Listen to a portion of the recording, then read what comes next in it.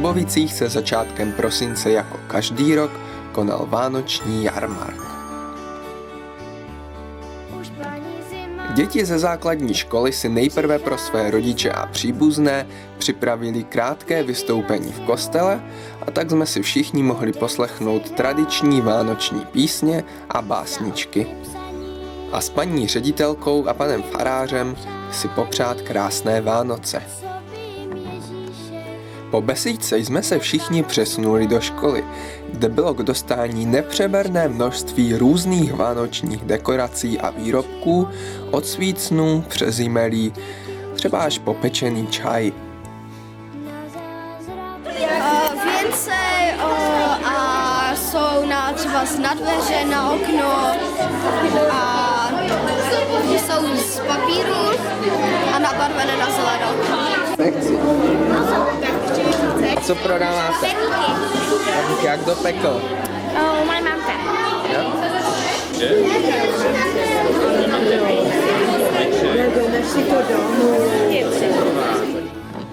K dostání byl také vonavý vánoční skořicový čaj, svařené víno anebo oblíbené vánočky, pečené v místní jídelně. Prodávají jsme andělíčky, svícny a sněhuláky. Pak tam máme ještě jmelí dole, myslím, že je. A pak pytlíky voňavé. Aha, a pak tam ještě jsou svíčky. A co se prodávalo nejvíc? Nejvíc se asi prodávaly beránky, tam ještě byly. A ty jsou asi nejvíc. Pak perníčky. A anděličci, ty za chvilku nebyly. A pak dole se nejvíc prodávaly takové polštářky tam byly. A pak už asi všecko, jo.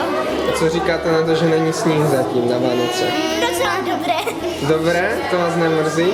No mrzí. Trochu jo. Ne, žádné koulovačky? Nic.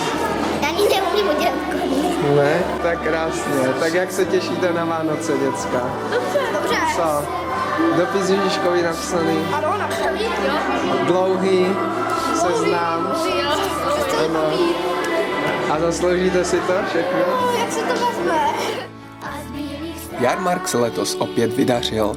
Navodil vánoční atmosféru a výtěžek z něj dětem poslouží na různé soutěže a výlety.